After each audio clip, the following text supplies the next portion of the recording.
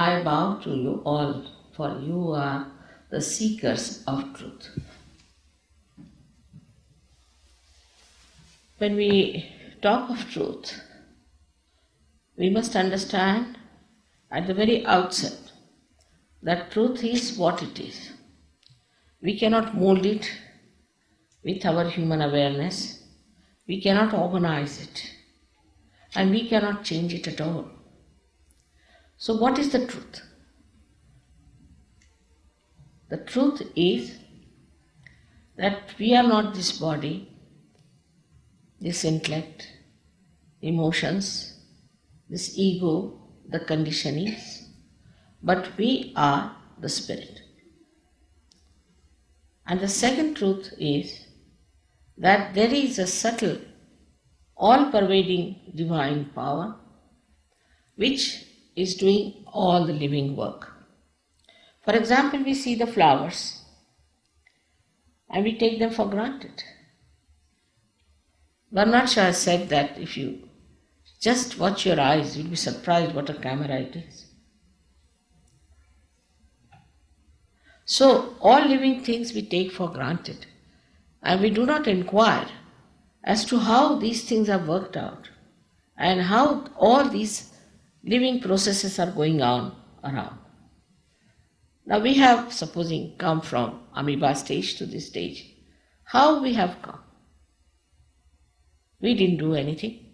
And how is it we have become human beings? And why have we become human beings? When I first saw the mandate of United Nations, when my husband was elected, I was very happy because what it was saying is exactly what we have to do. Is to become collective in a way to have collective benevolence. But outwardly and superficially, we cannot become collective. We have to become inwardly collective, and for that something has to happen to us. Because if we were so easily collective, we would have absolute knowledge and there would not have been any difference of opinion. Everybody would have said the same thing, because if it is absolute truth, it has to be absolute for everyone. On the contrary, everybody is saying they are the truth, and it seems they are all absolutely juxtaposition with each other. So what is the thing that we are missing? Whether it is religion, philosophy, thinking, or all the philosophies of the world. I feel in the United Nations, one has to get self-realization. Unless and until you get your self-realization, this collectivity, which is the nature of your spirit, will not manifest. The spirit is the collective being within us. And when it manifests, you are amazed at yourself that you can feel the centers, subtle centers of another person on your fingertips, and you can feel the subtle centers of your being also on your fingertips. In Quran it's very nicely described that at the time of resurrection your hands will speak. So when you get your realization, you can feel it on your fingertips, all the subtle centers about which he was talking to you about. These to be understood later on.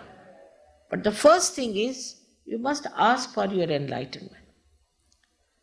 It's a myth when we say that we are enlightened, we are born again, or we are this and we are that. Unless and until you become spirit, in the real sense of the word, that it's an actualization of the experience, we are not to believe into it, because that kind of a belief is just blind and is not for our benevolence or for the benevolence of the whole world. So this breakthrough in the evolutionary process has to take place. But for that one has to remember that as we have not paid for our evolution so far, we cannot pay for it.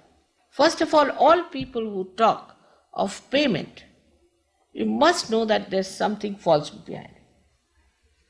because you cannot pay for it.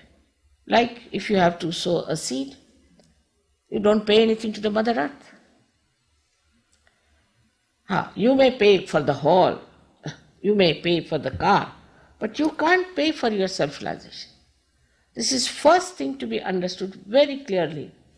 But I find in the Western countries, it's difficult for people to understand this point. I was surprised that the BBC people, such a well-equipped and sensible, they told me very frankly that Anglo-Saxon brain cannot understand anything without money. Now I said, who has made this Anglo-Saxon brain? First of all.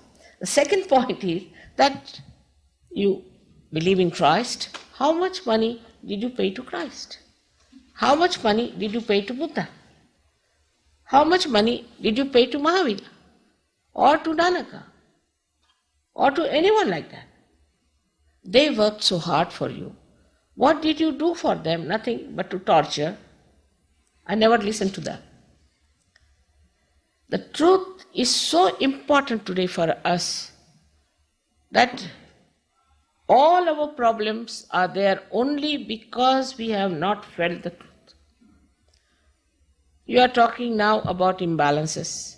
You are talking of physical problems, of drugs, and also of AIDS and all other such things. All these can be cured and completely prevented if you become the spirit. You will be amazed. Because when this Kundalini rises, she touches that all-pervading vital power, and you are blessed with all your physical, mental, emotional upliftment. Not only that, but complete nourishment. Because this little point was left out, we are suffering. Ecological problems can be solved very easily if you get into your balances. For example, we use machines or anything, we go to extremes. We have no balance. Actually, the mental projection is a linear movement. But if it has no support with the reality, it recoils back on you. Even science. Science, of course, we must say that science has done a lot of harm in a way because it has produced atomic bombs and all that. But also the science also tells us this is wrong. We are going too far with it. We should stop. But we don't pay any heed to it. This is our own mistake, that we have to understand that there is a kind of a balance which is needed in our own lives, in our own temperament, in our own being. But supposing if you force yourself, you cannot do it. If you tell yourself, no, you must be balanced. You should have balanced food. You should have balanced life. You cannot. Because as at the human awareness, you cannot. But once you become the spirit, it automatically works out. Now in this diagram you'll see there are 3 channels which are shown, and also there are centers which are shown here, which are 7 in number. Now the centers are something like this, I would say, and this is the left and the right side, 2 sympathetic nervous system. And in the center is the parasympathetic nervous system. Doctors call it as an autonomous nervous system. But who is the auto? And who controls the auto?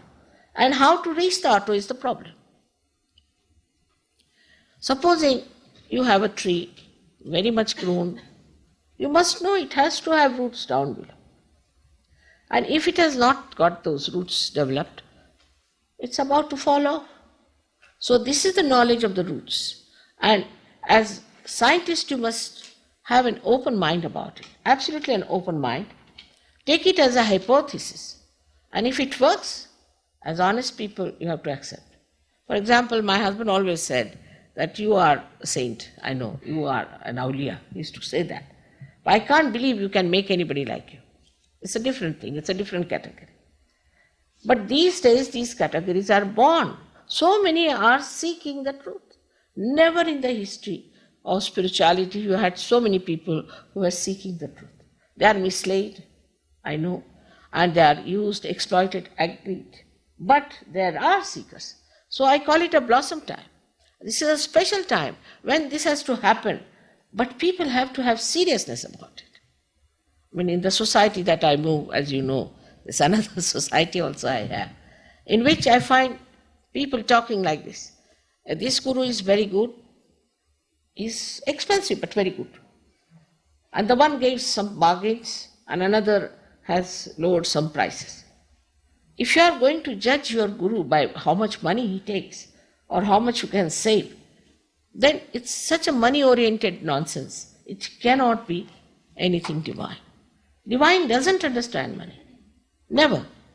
So once you understand this simple point, you'll be able to reach the truth very easily, that if you have to seek the truth, it's a living process within you which has to work it out. And when it works out, then only you can feel that beautiful surrounding, all-pervading power about which all the religions have described. Now, if you go even to religions which have only talked of the formless God, or some who have talked of the form, there's one common point they have said. Seek the eternal. All of them have said, seek the eternal and use the temporary with all understanding in its own limitations. But you can't do it. That's the trouble. We just can't keep ourselves into those limitations. If we take to drinking, we become drunkards. If we take to work, we become work alcoholics. If you take to anything, we go to extremes. Only thing that really gives us the complete balance is the spirit. Now how? Because spirit is like the light. Supposing you are holding a snake in your hand, and if somebody tells you you are holding a snake in your hand and it's all darkness, then one may say, no, it's not, it's a rope. How can you argue? Till the snake bites the person, he is not going to leave the snake. Best thing is to put on the light. And in that light, he can see and he can throw away the snake. This is how today's Sahaja Yoga is working. Sahaja means born with you is the right to be united with this divine power. Yoga doesn't mean standing on your heads, or it doesn't mean breaking your knees. It doesn't mean that at all. If you see Patanjali Yoga, then in the Patanjali, he has written it into 8 ashtangas, into 8 folds, out of which Yama Niyama is a wee bit, out of which the exercise is even much a smaller percentage. Also, it is said very clearly that when your Kundalini rises, then you must do this center, or this center is being augmented, constricted, then you have to use a particular type of an exercise. Patanjali Yoga is such a big book. But those people who just make it a physical one do not understand that we are not only physical beings. If we were only physical being, I get many wrestlers coming to me to say that, Mother, we have no peace. Will you give us peace? We are much more than physical being. We are physical being, we are mental being, we are emotional being, above all we are spiritual being. And that spiritual being has to manifest.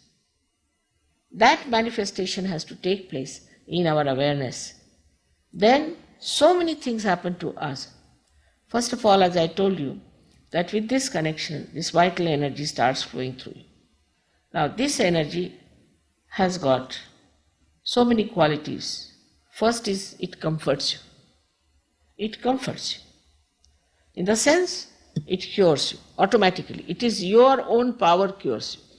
Of course it is true. Through Sahaja Yoga, people have been cured of blood cancer, of very serious diseases. And if you allow me, I would say that AIDS also has been cured with surgery in Australia, no doubt. But such complications that in this country you cannot cure anyone. I mean, I don't cure, but even your Kundalini cures, you may be arrested for that.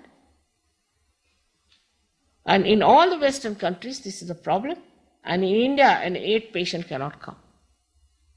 All such complications are there. But these things are so easily cured if you allow your Kundalini to rise. And now doctors have accepted it. I must say, Russians, whatever you may say about their regimes and all that, forget about it. I'm not interested in their politics. But the people are so wise and so sensible. The doctors and Nobel Prize winners so sensible, so serious-minded. They have taken to Sahaja Yoga so seriously. I'm amazed that what's the use of our democracy that we had all over, that we did not understand the importance of our ascent, that we have to find something. We are so satisfied with ourselves, whatever we have. We talk of ecological problems, this problem, that problem. But we don't think how we can get out of it.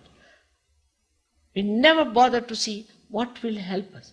People talk of spirituality here and there. It's a serious thing one has to understand. If United Nations has to express itself in reality, then I would say the people of United Nations must get their self-realization first. And then they can understand what they are, how great they are, how glorious they are, so many ways and so many powers they have which they can use. And this is the power of love, which we have never used. Actually, when you read about United Nations, you think it is conceived as a thing that works on the power of love. But where is that power of love? That is this all-pervading power. You become extremely dynamic, extremely active, extremely sensible, wise, but above all, extremely compassionate. And this is what has to happen to us. It is not a lip service. We cannot sit on the table and talk of peace. I have known people who have got Nobel Prize in Peace. They are the hottest people you could ever think of, I tell you. I don't know how they got this prize, maybe for some sort of a thing they did on a very superficial level. But the person who is not peaceful within himself, how can he spread peace? You have to have your own peace within yourself. You have to feel your peace within yourself, and then only you can do something about it. And a person who has achieved that, even the presence of such a person can emit that peace that we are talking about. So I have to request you all as members of United Nations, because my husband has been there for 16 years, as you know, and he had to resign, otherwise they would not allow him to get out. I told him that unless and until you resign, I won't be able to talk like this to them. But it's a fact, I must tell you. As members of United Nations, all of you have to ask for your self-realization, to understand yourself fully well, and then you will see how dynamic you become. All your problems get immediately solved because you become detached from your problems and you can see them better, you can solve them better. I mean, this knowledge is such a lot that I cannot cover the whole subject in one lecture. I must have given thousands of lectures only in English language. But I would say that, like these lights are here, and if I have to tell you about electricity, how it has come, how it was discovered and all that, it's a headache. It's better I tell you that you put on the light. So it's better that we have our light and see for ourselves in our light what's our problem is. People get mad, they don't know they are getting mad. People get cancer, they don't know they are getting cancer. They are all the time under fear. This might happen to me, that might happen to me. But with Sahaja Yoga, immediately you know what's wrong with you. And if you know how to correct it, it hardly takes any time. But the transition between the awakening of the Kundalini and mastering it is hardly 1 month's time. But even that much patience people if don't have, how are we going to work? But it's very amazing. Just think of it. It's very amazing that the Eastern Bloc people are so easily taken to it, that Russians are so easily taken to it, while we, who have the freedom to express ourselves, freedom to do what we like, are not so good. I must confess that I really was astounded the way these people reacted. What's wrong with us? Why shouldn't it happen to us? And I just cannot put my finger onto anything as such. While all kinds of falsehood we accept, all kinds of falsehood. I mean, if somebody comes and says, all right, you dance, so we think we are spiritual. Anything. But nobody has been able to deliver the goods. I always say, if you have a guru, what have you got from your guru? I am your mother, say, I would like to know, what powers have you got? Now, this gentleman who spoke to you today, do you know how many people he has given realization to? How many things he has done? There are many sitting here who have been doing all these things. They look just like you, simple people, leading a very simple life and a very sane life, good people. As I would say, my husband says they're all angels. But they have become angels. Some of them were drug addicts. Some of them were very immoral. Some of them were absolutely lost cases. And see, where are they? And why can't we learn this art? It's so simple, so easy. You don't have to pay. It's your own. This is what sometimes I can't understand. And I'll be very happy if you can ask me some questions about it. But I really request you people to take it up seriously and work it out. When people will see how you are changed, how you are transformed, how you have become dynamic, they will definitely follow you. You cannot force it on it. That's the only problem, is that your freedom is to be respected. You cannot say that you have to take your realization. You have to understand yourself mentally and to ask for it. Otherwise it cannot be forced. But I would like to have some questions from you. Thank you. Thank you very much. Perfect clarity. Yes.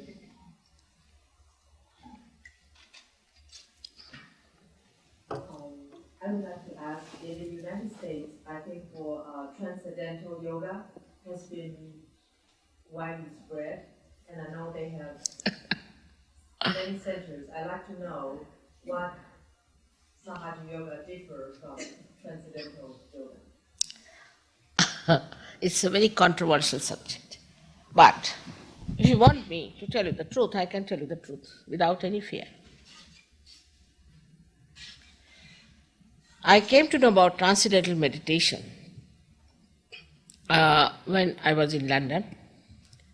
A gentleman contacted me saying that he would like to see me. So I said, why? He said, I'm suffering from epilepsy. My wife is suffering from epilepsy. My daughter is suffering from epilepsy.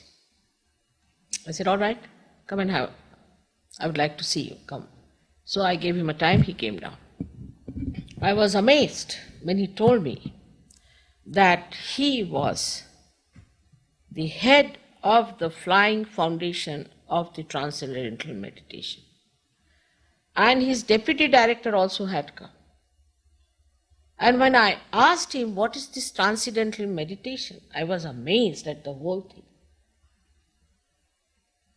He told me that we had to do 3 mantras, for which they had to pay £300 each. I said, what are those mantras?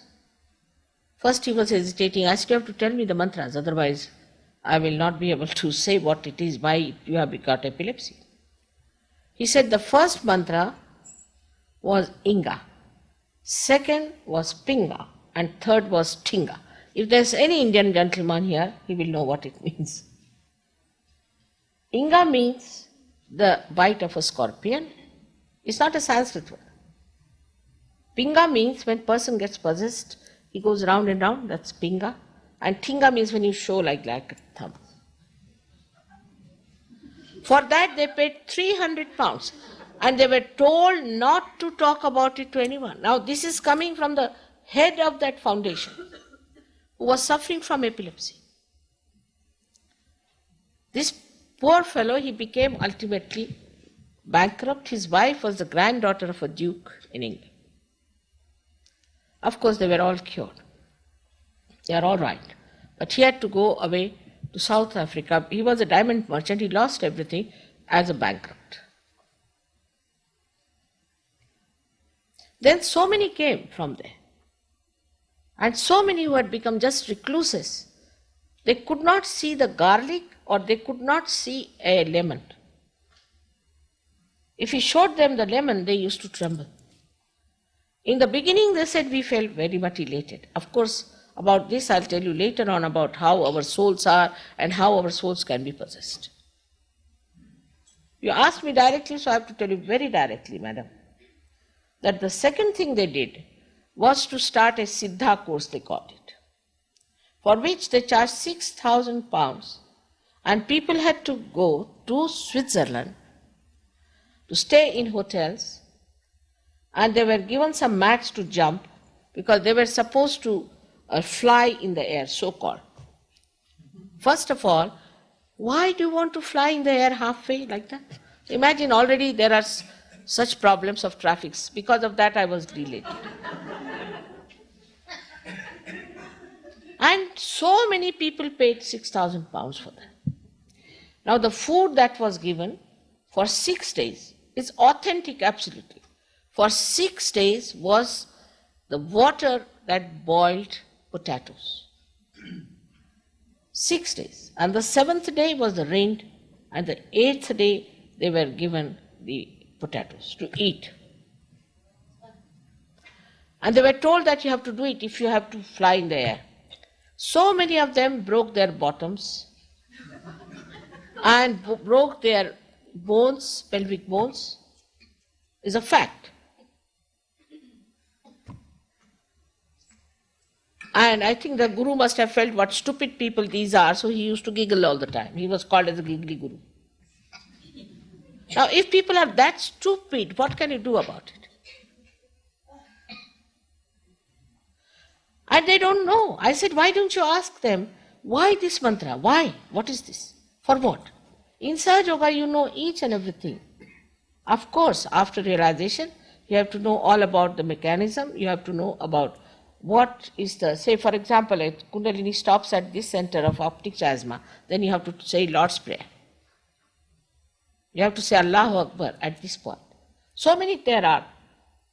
But this is so scientific that you can see the movement of the Kundalini. All kinds of stupid things people do.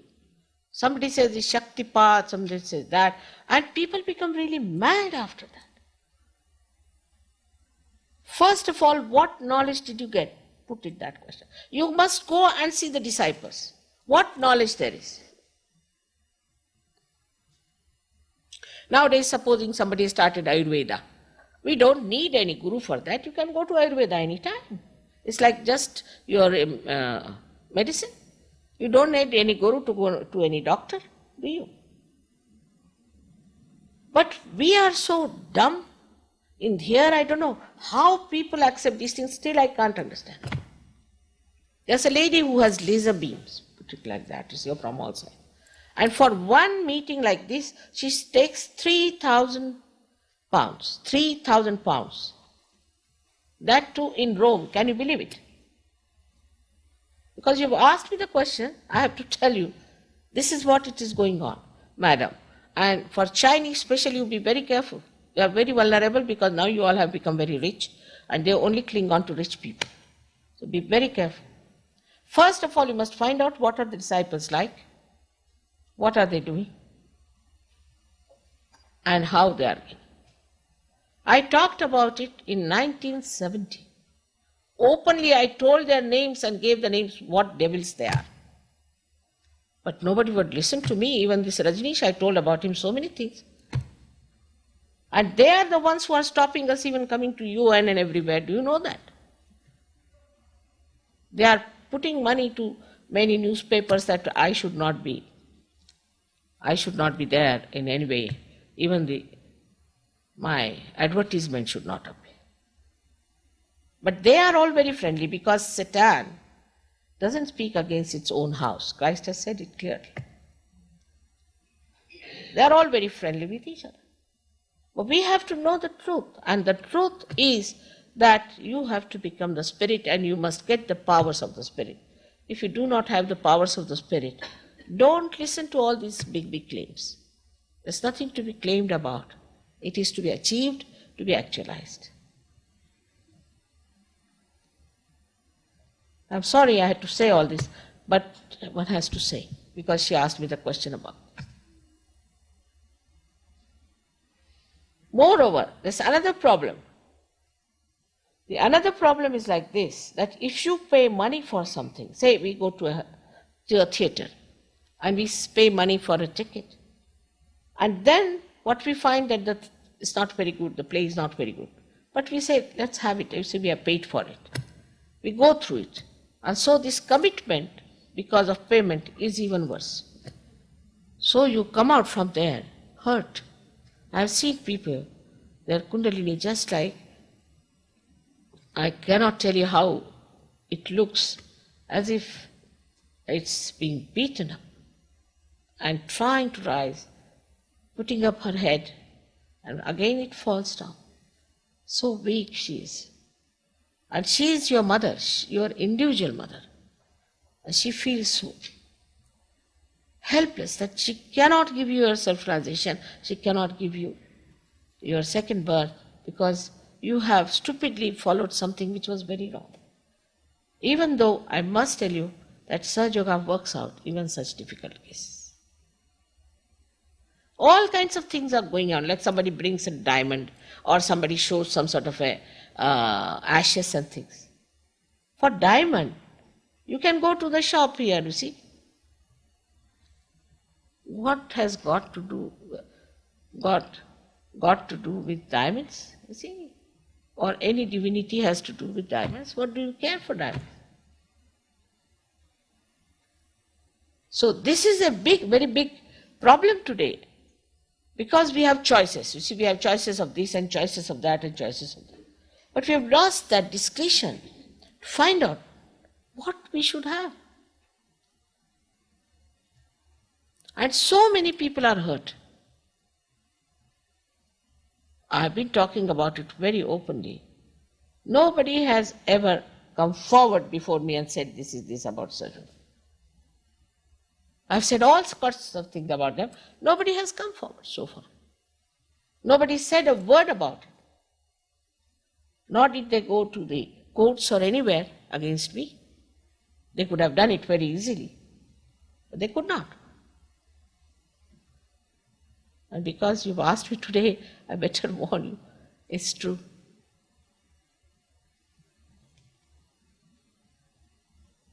Any other question? Yes, please. What is the role of prayer in something like this? Can it be achieved with prayer? And the second question is the change permanent? What is the role of prayer in Sahaja Yoga? Role of what? Of prayer, praying. Prayer. And is the change permanent? Yeah.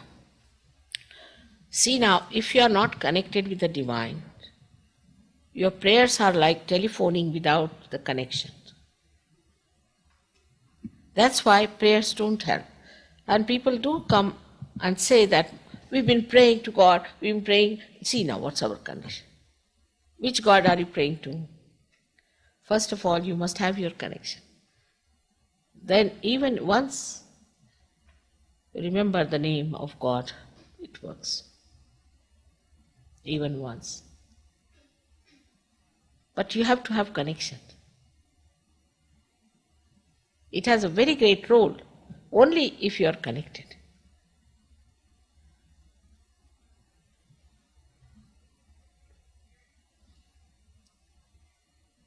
Is the change permanent? Huh? Is the change permanent, she's asking. It is. Once you have to work it out also, that the Kundalini rises, pierces through your fontanelle bone area, gives you an actualization of baptism nicely. You should feel the cool breeze coming out of your head and should feel on your hands from all over this cool breeze.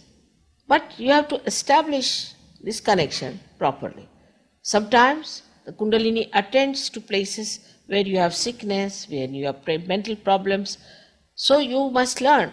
That's what I said, 1 month is needed at the most to fix it. Once you are fixed, you are fixed. It's permanent. Yes, ma'am. being a, say, an traditional Christian practice Sahaja Yoga without feeling conflict? Being a Christian, how can we practice Sahaja Yoga without feeling a conflict? There's no conflict because this is real Christianity, what Christ has said. You see, the Christianity that you practice is not Christ's Christianity, it's the Christianity of Mr. Paul and later on Mr. Augustine, who had nothing to do with Christ. It's all money-making propositions. I know because I was born in a Christian family. And I asked my father, I said, who is this Mr. Paul in the Bible? I can't understand him. He said, same here, he's a stranger. And if you read Khalil Gibran, he has given a big chapter on this gentleman, Mr. Paul. There's no conflict at all.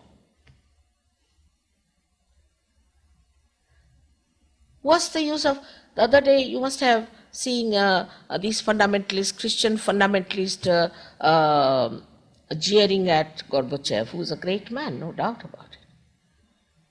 Because they think they are very great. What have they achieved? Christians, what have they achieved? Tell me. You see, in India, what I know about Christians is they take a gun in one hand and a Bible in another hand. That's what they are. Let us face it. What have they done? What good have they done, the so-called Christians? Where we are sitting today in this America, what have they done? Where are the people gone who lived here, who owned this country? Thank God Columbus came this side, otherwise our India, if he had reached, we would have been not there anymore. Finished.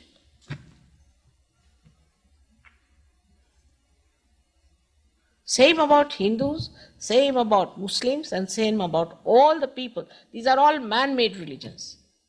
Religion is within ourselves. And when it is awakened, you will really know how righteous you are. Anybody, whether you are a Christian, Hindu, Muslim, Sikh, any religion you may follow. You can commit any sin. There's no bondage. No bondage. You can tell lies, you can murder anyone. You don't stop because you are a Christian, you don't stop because you are a Hindu, you don't stop anything. The Christ was such a subtle person. What he said, thou shalt not have adulterous eyes. How many Christians have you met without adulterous eyes?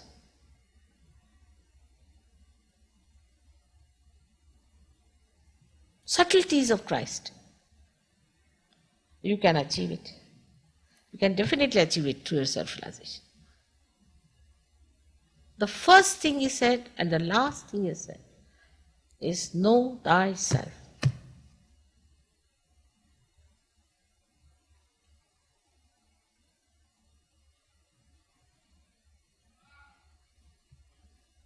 There was another question. You will enjoy your Christianity and Christ after self-realization. Now, for example, we say that Christ was the Son of God. But many may say, how do you prove that? Very simple in Sahaja Yoga. You put your hands like this. After realization, ask a question. Mother, was Christ the Son of God? And see the vibrations, they start coming. Cool breeze. But ask about somebody horrible, and you might get little burning, or you might get sometimes little blisters.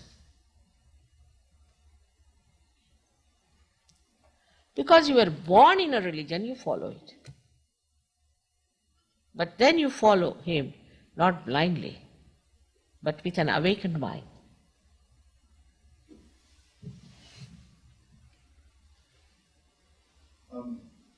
I may just say that, of course, we're very happy. There is one question I'm going to pass, but we're all very happy to answer questions. However, I also want to inform you that generally Shri Mataji agrees to grant a session of guided collective meditation at the end, whereby most of the people can feel this raising of the Kundalini. So, by all means ask questions, but of course the time we devote to the question is the time that we push the experience further down, and some of you might have to go back at some point. So the question now, Shri Mataji, was simply what is the role of vegetarianism. It's not so much emphasized in your teachings, but it's very much emphasized in other teachings. You see, this is also an idea which has cropped up sometime during the time of Sri Krishna. His cousin was a Neminath, who was a Jain gentleman. And they used to all eat meat and everything. Krishna, Rama, everybody ate meat.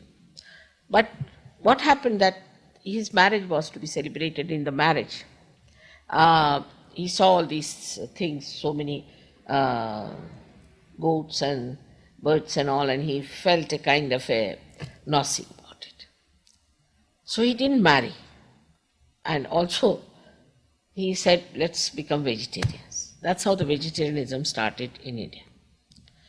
Now, that has spread all over now. And later on, the vegetarianism has gone to such a limit among Jains that you have no idea. That you cannot kill bugs, you cannot kill viruses, you cannot kill anything, because they are all living things, you see. And apart from that, they get a Brahmin, pay him a lot of money, put him in a hut, and put all the bugs inside the hut. And the bugs have to suck in the blood, and when they are all satisfied, they pay money to the Brahmin and go away.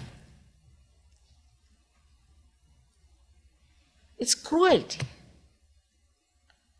So now, what is the balancing point? Is this, that whatever is required for the body should be eaten, but the animal which is bigger than you should not be eaten, because that animal's muscle, as you know, muscle cells are bigger than your muscle cells, and they might harm your teeth, they might harm your tongue.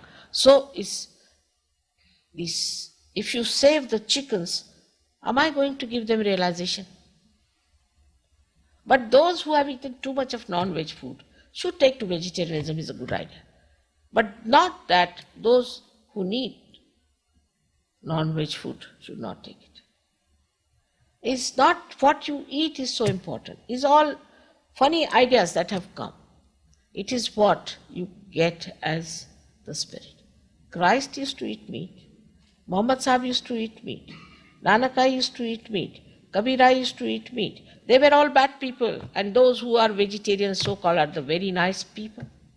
In India, I must tell you, those who are strict vegetarians are one of the worst lads. No doubt about it. Because they are extremely cruel. Extremely cruel people. You can ask anyone, who are the vegetarians? And you'll be surprised. They are very money-oriented, always run after money, and they are just like, we can call them Shylock type. Very money-oriented people, extremely money-oriented. But if you don't like, you don't eat. There's no force about it. But somebody who eats because he needs it, it's in no way comes in your spirituality. No way. I may not eat, but I don't expect you not to eat. It's an individual question, it's an individual problem of a level that is not so much concerned. Also, like Rajneesh used to say, or Freud would say, that sex plays part in your spirituality is absolutely wrong. It does not. Because here you can see the seventh center, which is we call as the Muladhara, which is looking after the pelvic plexus, which is responsible for all excretion inclusive of sex, is below the Kundalini. So when the Kundalini rises, all your excretion process stops. That's why Christ has said, if you have to come to the kingdom of God, you have to become like small children, innocent. And you do, because all these things stop when the ascent of the Kundalini takes place.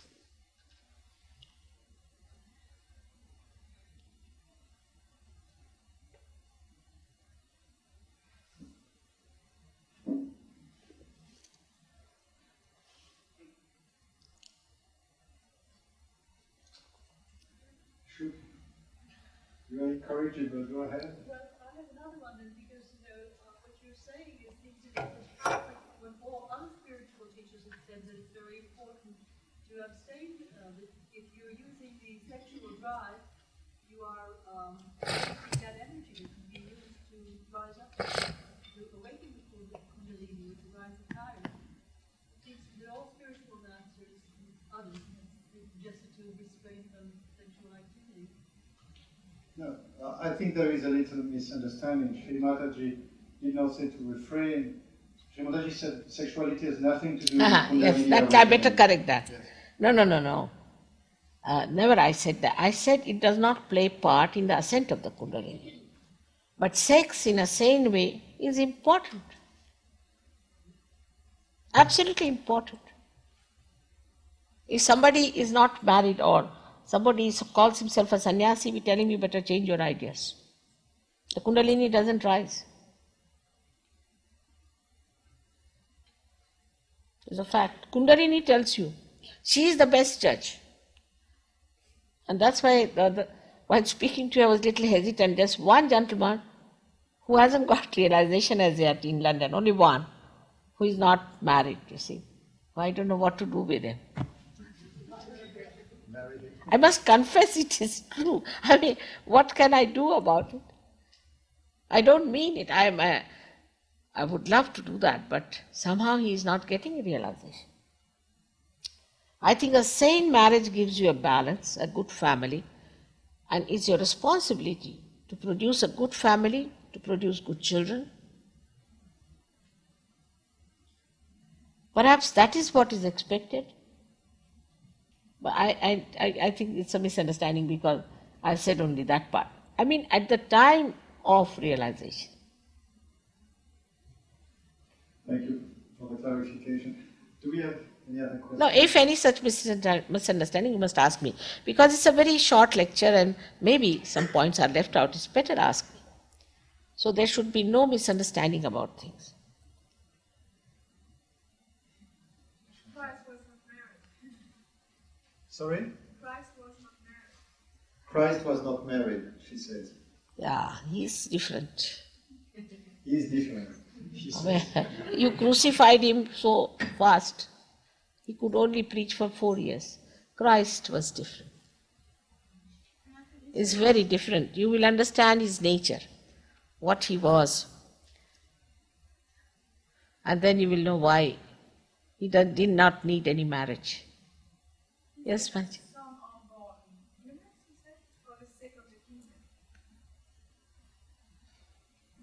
Well, yes, I mean, I can give you other quotes, but I think that she says, Christ said, some are born eunuchs for the sake of the kingdom.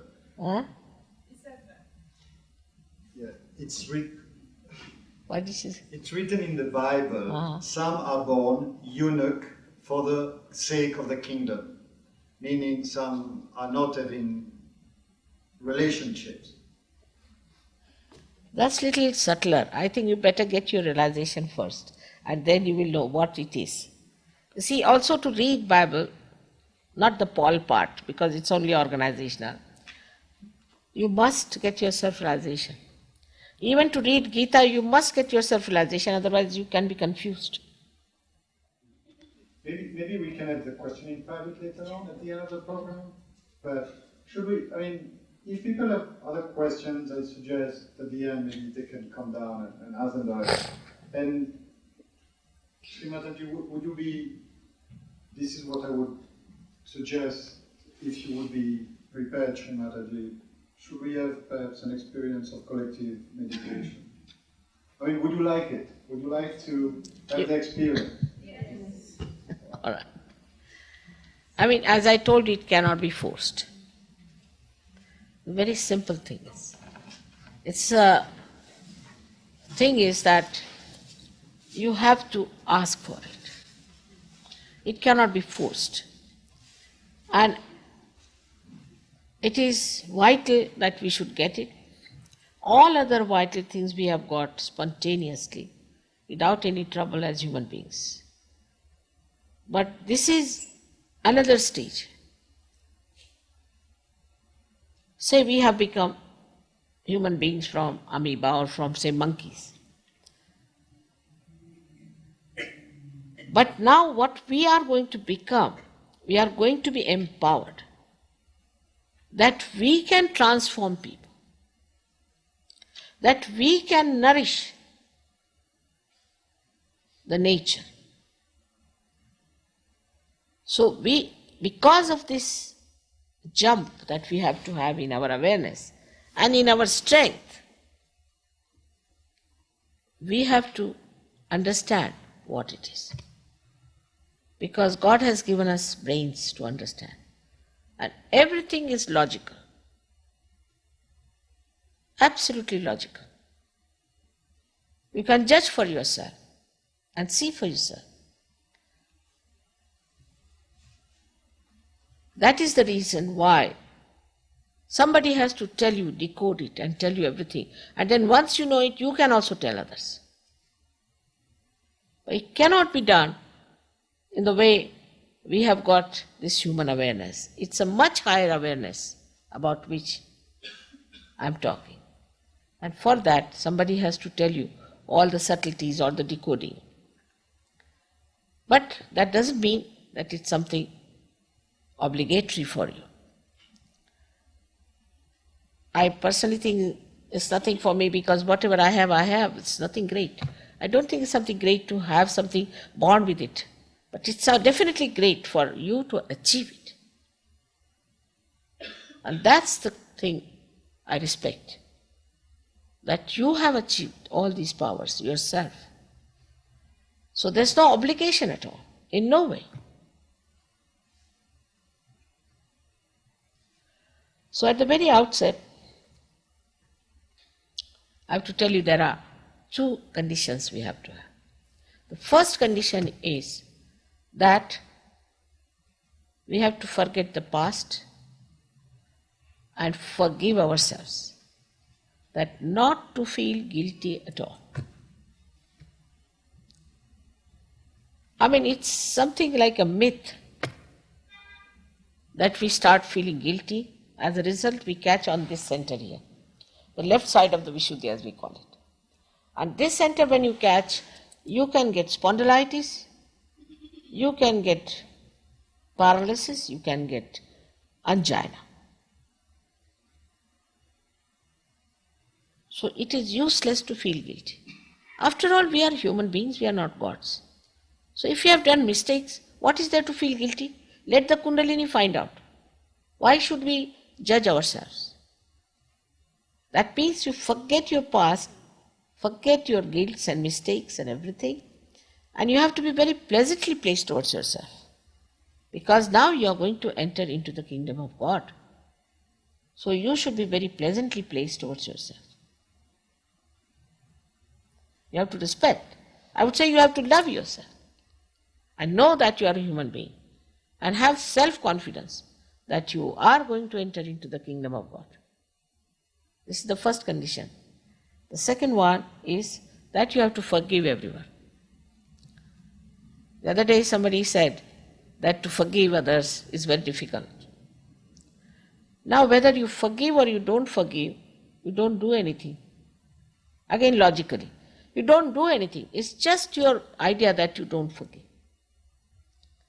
And when you don't forgive, you play into the hands which are trying to harm you. The people who are the ones who have tortured you are very happy, while you are the one who is suffering because you cannot forgive. So you have to forgive everyone. This is a very, very important, crucial point. As I told you, that this cross here of the optic chiasma decides Christ. What he has told us, he has given us the greatest weapon, is to forgive. And if you don't forgive, you cannot awaken him. And if you cannot awaken him, there are two functions. One is the Kundalini has to pass through, and he sucks in our karmas and our conditionings from, you can see the two balloons there, to open up the limbic area for us, for the Kundalini to pass through. So if you do not forgive, It's going to be difficult for me because I cannot forgive for you. So please, these two conditions you have to fulfill.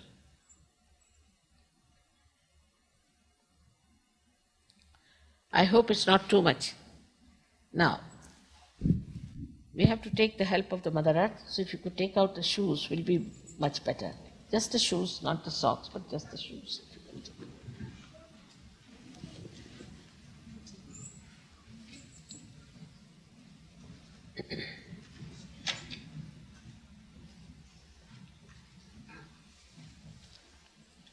Please come in, there's a lot of space here.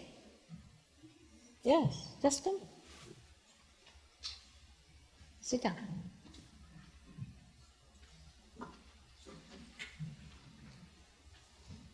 Modern yoga is very wonderful, I think, that sitting on the chair you can get your realization. You don't have to do all kinds of asanas.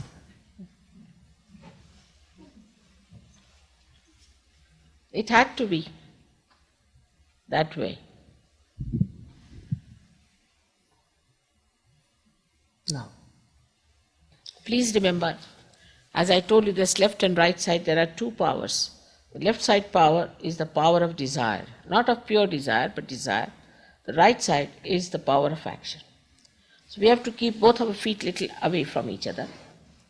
We have to sit comfortably, not bending too much or putting yourself backward too much, but just in a straight manner. And put your left hand towards me like this. This means that you want your self-realization, that you desire your self-realization. Just like this, very comfortably, please put your left hand towards me like this. And with the right hand, we'll be nourishing our centers. So right hand you have to put on your heart. We work only on the left hand side. I'll first show you and then we'll close our eyes and we'll work out the awakening of the Kundalini. Now in the heart resides the spirit. So first we put our hand on the spirit. Then we put our hand on the upper portion of our abdomen on the left hand side. Now this is the center of your mastery. That means by awakening this center, you get that power by which you can master the art of Kundalini awakening. Then you take down your hand in the low portion of your abdomen, press it hard. This is the center of pure knowledge.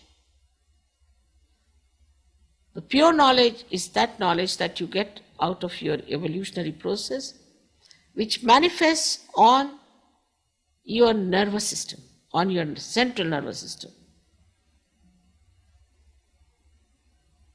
Then again you have to raise your hand in the upper portion of your abdomen.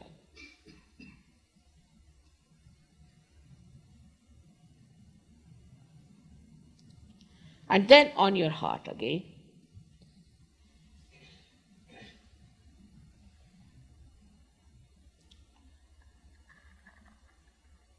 Then raise your right hand in the corner of your neck, here.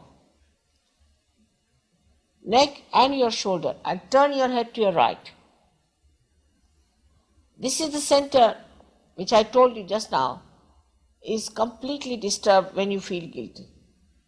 And I think today, with all of you, it has this problem. So again I'll say, please, please, forgive yourself. Then you have to take your right hand onto your forehead across, like this, and press it on both the sides. Put down your head and press it nicely. This is the center for forgiving others. Take back your right hand on the back side of your head and push back your head on it. Let it rest. Here, for your own satisfaction, without counting your mistakes, without feeling guilty, you have to ask forgiveness from the divine power which is all pervading. Now you have to stretch your hand fully and put the center of your palm on top of the fontanelle bone area, which was a soft bone in your childhood. Please put it there exactly. Put down your head nicely. Put down your head. Now push back your fingers as much as you can. Put down your head and push back your fingers.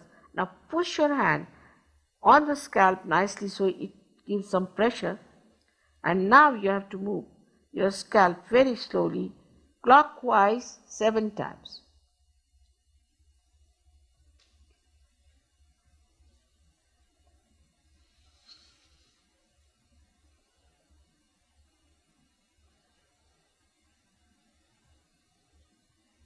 Now, this is all we have to do. You can take out your spectacles also, it might help your eyesight. So please take out your spectacles. Now again I repeat, you have to be pleasantly placed towards yourself. Don't feel guilty. You have done nothing wrong in the eyes of the Divine. Please now put your left hand towards me and right hand on your heart, both the feet apart, and now close your eyes.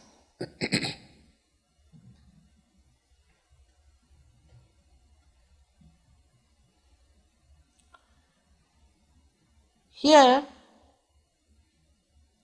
you have to ask a very fundamental question to me.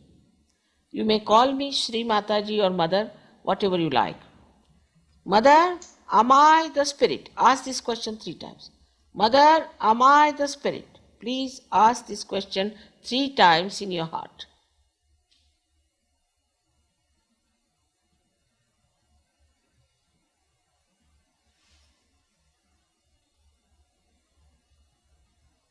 Now, if you are the spirit, you are your master, you are your guide. So take down your right hand, the upper portion of your abdomen on the left hand side, press it hard. And here ask me another very fundamental question in your heart. Mother, am I my own master? Mother, am I my own guru? Ask this question 3 times.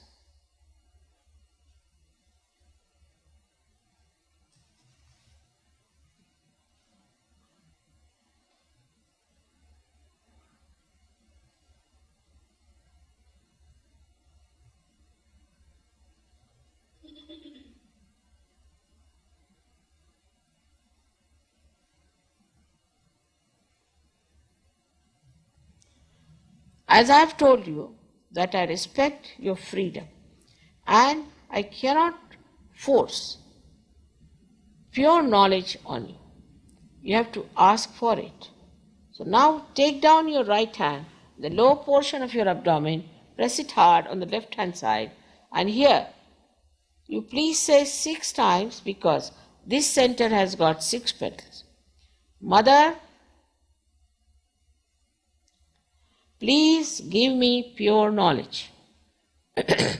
This knowledge has to manifest on your central nervous system, giving you a new dimension.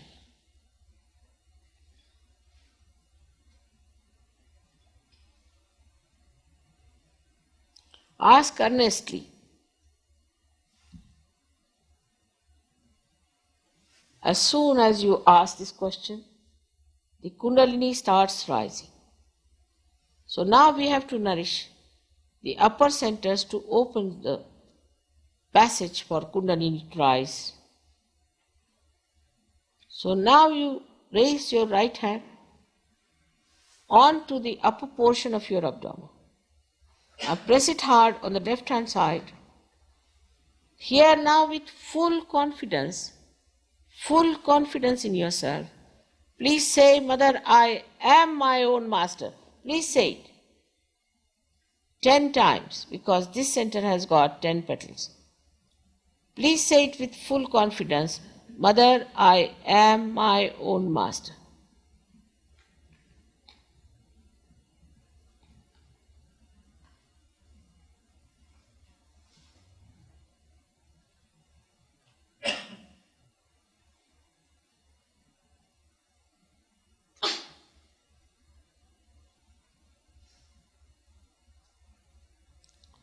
As I have told you in the very beginning, that the truth is you are not this body, and you are not this intellect, you are not these emotions, and you are not these conditionings or this ego.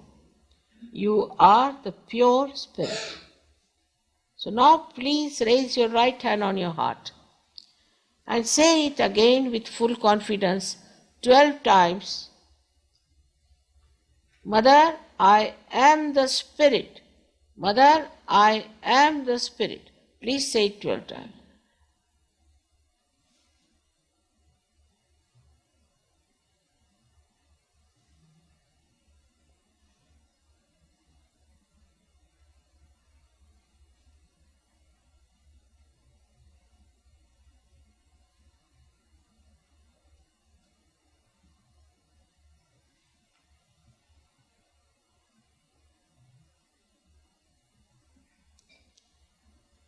The divine power, which is all pervading, is the ocean of knowledge and of love.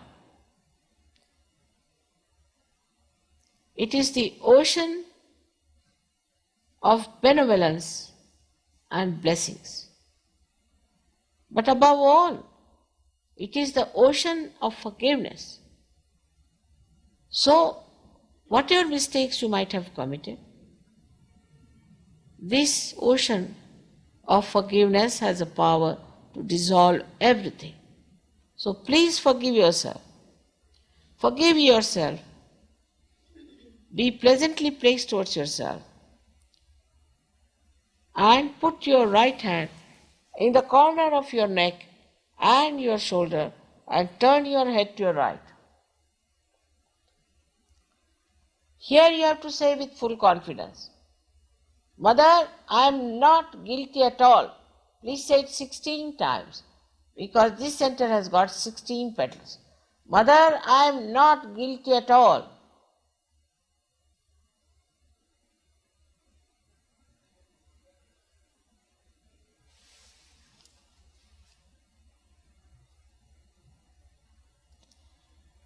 I have already told you that whether you forgive or don't forgive, you don't do anything. But if you don't forgive, then you play into wrong hands and suffer. So now raise your right hand on top of your forehead and put down your head on your hand properly. Press it on both the sides nicely and say it from your heart. Mother, I forgive everyone. I am saying say it from your heart. Not how many times, but say it from your heart. Mother, I forgive everyone.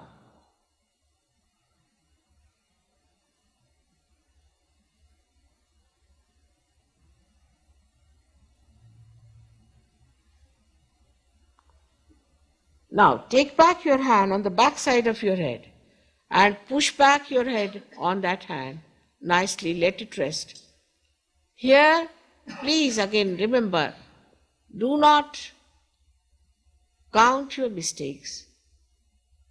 Do not feel guilty at all, but just for your satisfaction, you push back your head nicely and say, O divine power, if I have done any mistakes, knowingly or unknowingly, please forgive me.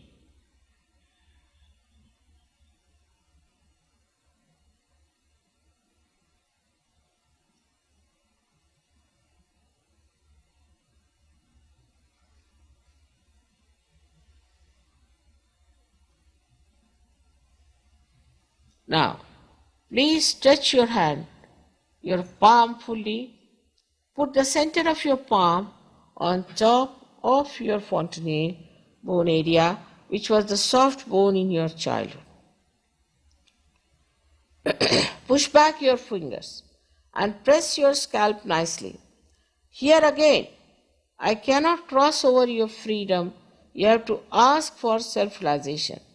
So now please put down your head and press it hard and move it 7 times your scalp very slowly with a pressure pushing back your fingers. And here you have to say 7 times, Mother, please give me my self-realization. Put down your head nicely. Please, Mother, give me my self-realization. 7 times.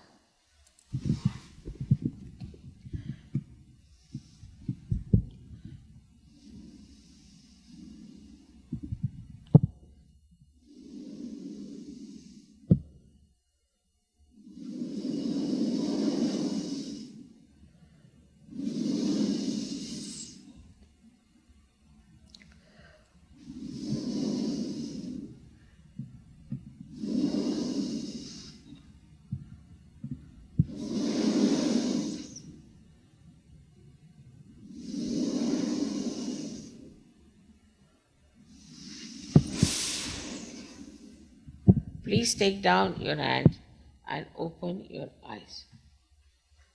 Now, put both your hands towards me. Now try to think. Now watch me without thought. You can do it. You can watch me without thought. This is the first state you achieve called as thoughtless awareness. Now, put your right hand like this.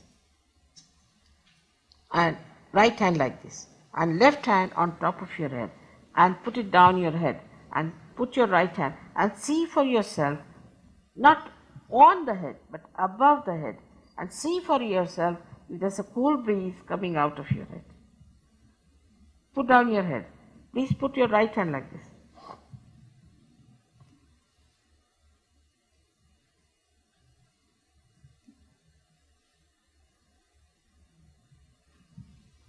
Now, please put your left hand towards me and put down your head and see for yourself if there is a cool breeze coming out of your head. With the right hand you can feel it. Now, don't put it on top. You have to put it above it, little away. Some people might get hot heat coming out, that's all right. And some people might get it far away. Doesn't matter. If there's a heat coming out, is all right. The heat has to come out.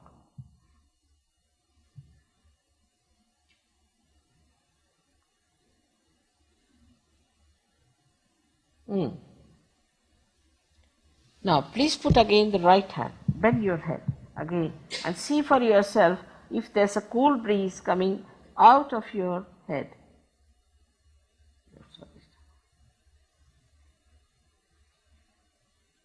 Now, please raise both of your hands like this. Push back your head and ask a question 3 times, any one of these. Mother, is this the cool breeze of the Holy Ghost? Mother, is this the power of love of God? Mother, is this the all-pervading Parama Chaitanya? Ask any one of these questions 3 times. Now don't doubt, because there's air conditioning you may doubt, but there's nothing to doubt about it.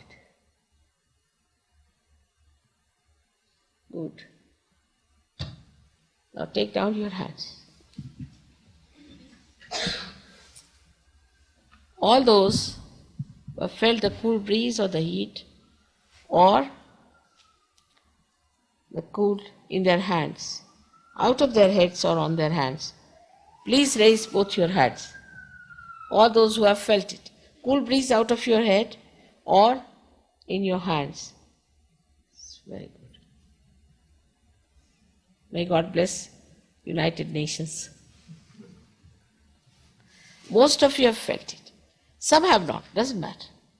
It doesn't mean there's something wrong with you. But we have a club here. Thank God this is being registered. You are all welcome. And we have great experts of Sahaja Yoga in New York. That's one thing I must say. We have great experts of Sahaja Yoga, and they'll tell you each and everything about it, the whole knowledge. Don't have to pay for it. Only little bit time you have to give. These days we have watches to save time, but we save time to waste it. We have to save time to use it for our ascent. And you don't need much time for this. About 5 minutes in the morning and 10 minutes in the evening is more than sufficient. But you must first learn, and you all must become great masters of Sahaja Yoga. Next time when I come, I hope I'll be able to see lots of people who have got realization through you. May God bless you all.